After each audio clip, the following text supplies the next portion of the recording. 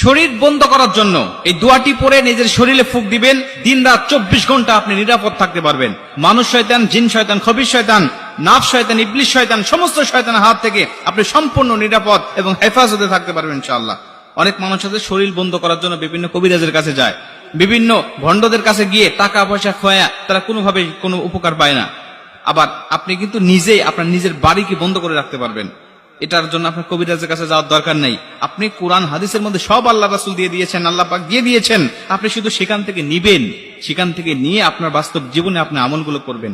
আপনার ঘর আপনি নিজে বন্ধ করতে পারবেন।